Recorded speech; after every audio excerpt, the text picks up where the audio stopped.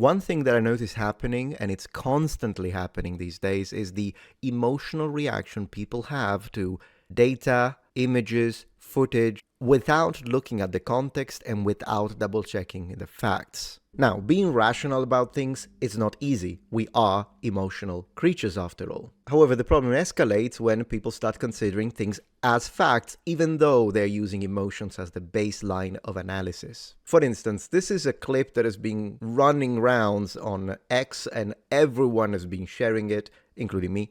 And it's by CBS News, and it reads, "A U.S. citizen was forcibly removed from her car by federal agents in Key Largo, Florida on Wednesday after she refused to present her driver's license and rolled down her window when stopped," U.S. Customs and Border Protection said. She was placed in a patrol vehicle while agents searched her car, located her driver's license, and confirmed she was a U.S. citizen. She was then released. Now, the way this is, we can have a look at the clip if you want, but generally speaking, the way this is being represented now is that a lot of people have been screaming like complete maniacs, saying, "Oh look, we are in 1930s Germany, this is Nazi, this is totalitarianism."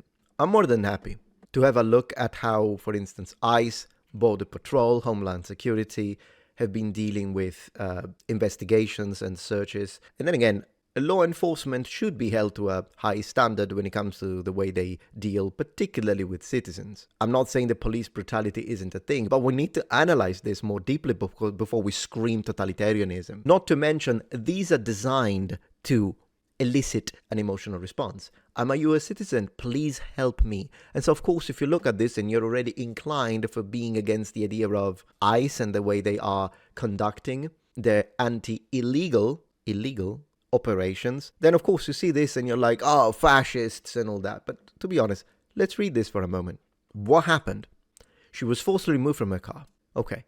Why? Racial profiling? No. She did nothing wrong and they still did it? No. Abuse of power?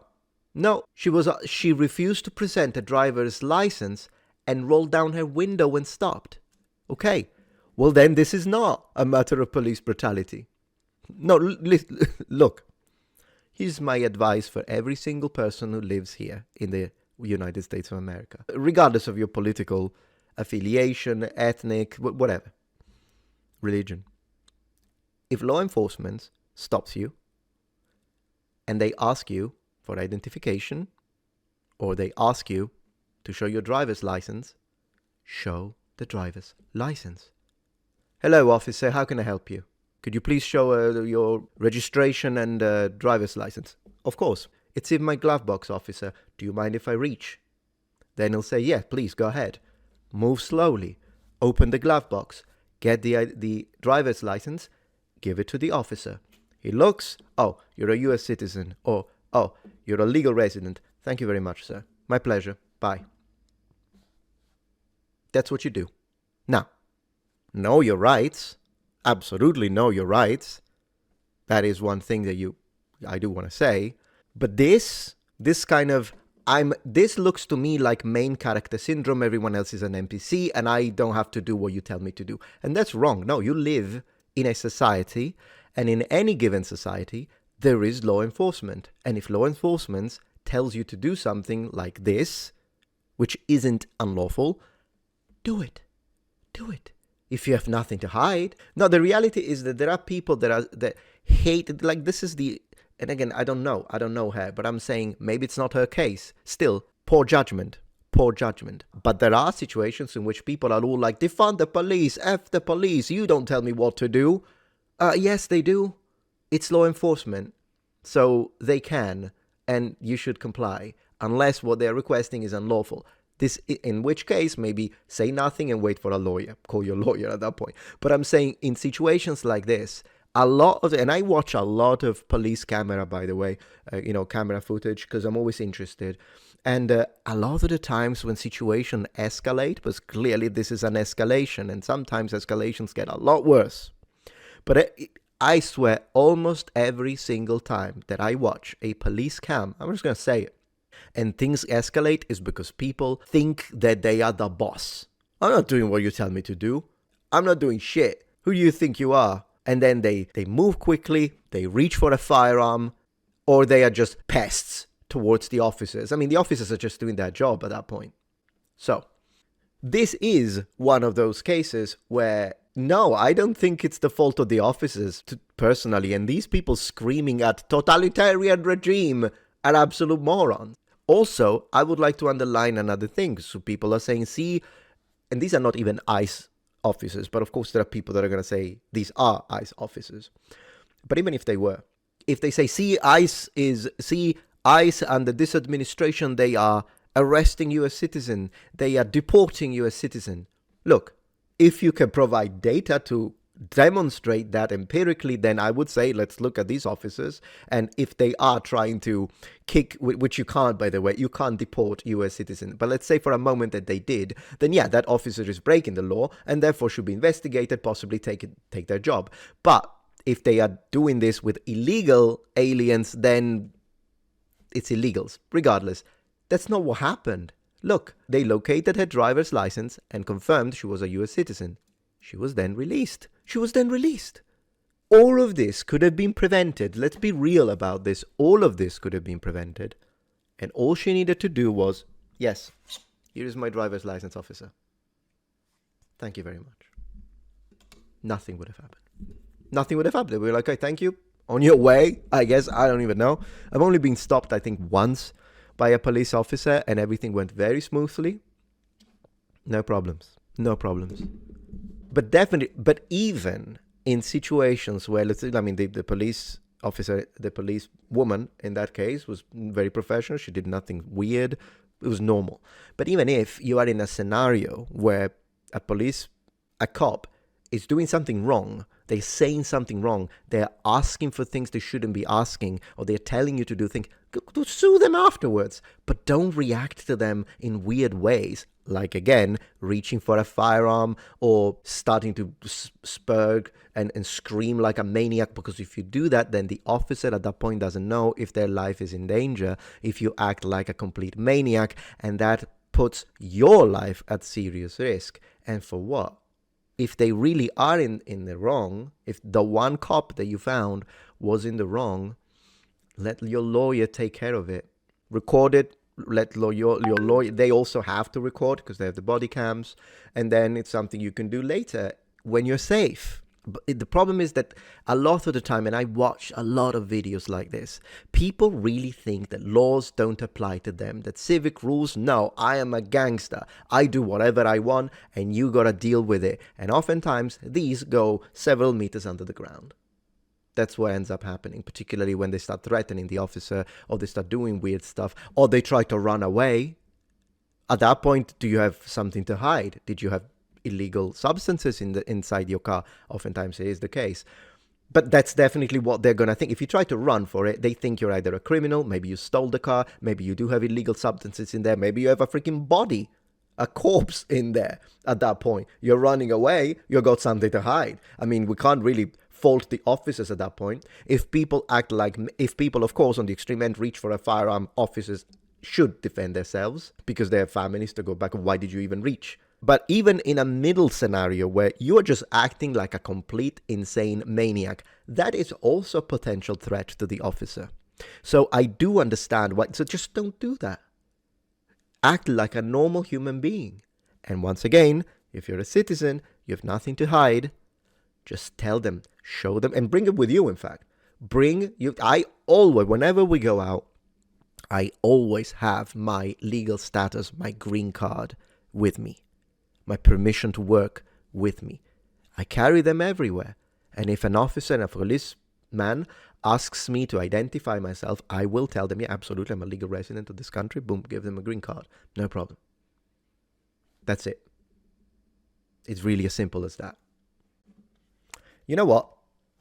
I've been drinking a lot of water. And I'm out of water now. This bottle is empty. You know what else I'm out of? Patience with you, because you don't subscribe. You keep watching, never subscribe. No. What do I need to do? I drank the water. I've got soda. I don't know at this point. I'm going to change the color like I've done millions of times. Boom. Okay? I'm going to go grab another bottle of water. Could you please subscribe in the meantime? Could you subscribe? Thank you. Appreciate that. I really do. I really do appreciate it. Thank you. Thank you. Getting the water. Not only that, I brought you Space Marines. Are you out of your mind? And you're still not... Do whatever you want. Freedom, I guess. Excellent usage of your First Amendment. Appreciate that. Come on. Subscribe. Subscribe. Now, obviously at a human level, because there will be people that are insensitive about it. Obviously, when I see a woman in distress like this or a man in distress, I feel for them. But at the same time, this is self-inflicted, and we need to use this as an opportunity. Like seeing someone on the floor, they are a U.S. citizen, and they are like this in cuffs. It's not nice to see, right? So at a human level, I can still empathize. But do recognize this is indeed self-inflicted. This is self-inflicted. What if your car looked exactly like the car of a shooter or someone who robbed a bank? But it's not you, so all you need to do is show it. Show your identification. I mean, there are a range of scenarios. Maybe they checked your... I believe I was reading someone, but then again, I didn't double check this one, so I don't know. Take it with a great pinch of salt. But some people were saying that the reason why they stopped her is because they run her license, and apparently the car belonged to her boyfriend, whatever the heck, and there was a problem there.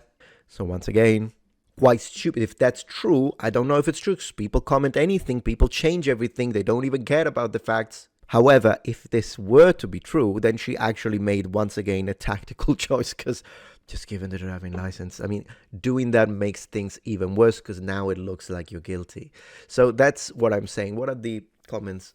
Oh, yeah, this is the one, Newsweek. Why did you leave this part of the story out? Let's see. During a traffic stop, a U.S. citizen who was driving her illegal alien boyfriend's car refused to comply. How did he buy it, though? He would have had to buy it in her name, because if you're illegal, it's not like you can have it in your name, so that's a little iffy. Refused to comply with repeated lawfully given orders by law enforcement to identify herself, and this is the part that it's important. She was removed from the vehicle and briefly held while her identity was confirmed. She was promptly released on her identity confirmed, a CBP spokesperson told Newsweek. So once again, I don't know if this is real.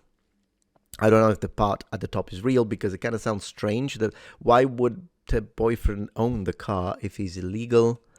I'm not saying that it never happens, it does, but couldn't the boyfriend have her pay it, give her the money and she buys it in her name? It kind of sounds weird, because it's very easy to do at that point. Still, this is the part that is crucial to the story, isn't it? Agori says, this violates her constitutional rights. Since when did the Republicans become anti-constitution? First and foremost, I don't think this is a Republican versus Democrat discussion. This is this lawful or not? And to be honest, it's fine to ask for if you have nothing to hide, comply with law enforcement. This idea, but then again, maybe it is a Republican versus Democrats, because there is a lot of people on the left that push for this defund the police nonsense. Limits of federal authority and individual rights. Look, I mean, it is totalitarianism if you say that drivers do not have to give their ID, name, or registration and then escalate the experience by losing your shit and struggling back. Well, once again, you weren't there. You don't know how she acted. And there are a lot of situations where people act like absolute maniacs. Traffic stops requesting identity is something America has always done. Ergo, the US has always been totalitarian. Absolutely, yeah, exactly. But it's not totalitarianism. That's the thing. If I were to fight against a traffic stop, say no to ID request, and then fight and yell and scream when asked to exit the vehicle, especially to a white lady during the day, then all countries in the world that have any law enforcement are totalitarian. Thank you, Chris. Absolutely right. Spot on. Spot on. It's like it's either totalitarianism or complete, utter anarchy. You don't have it's not totalitarianism, but we do have the police. So if the police asks for something, you gotta comply, mate. Unless it's an unlawful order. But these are not... But even if... I mean, anyways, yeah. Yeah, look at this. The fool, maybe just show them your ID? What an idiot. I agree. Absolutely. Why didn't she present her license when asked? Exactly. Yeah, Dave says, you are required by law, even as a legal citizen, to present your driver's license at a traffic stop. play stupid games. There you go. It's legal to refuse to show your ID or get out of your car. See, the people live in 2 different countries, by the way. We need to address this. So, personally, I'm just going to say this. And then I hope that you in the comments can help clarify this if you are more knowledgeable. Because right now we have just had 2 completely different statements when it comes to the legality of law enforcement to ask for identification. Or in this case, it wasn't even just ID. It was a driver's license. Here's what I would say. If an officer asks you for driver's license, whether it be that you are compelled by law or whether it be, no, it's actually my right to say no, so I'm just going to say no, right, I would still give it. What's the big deal? It's fine. Don't make up problems. We already have so many problems in this world.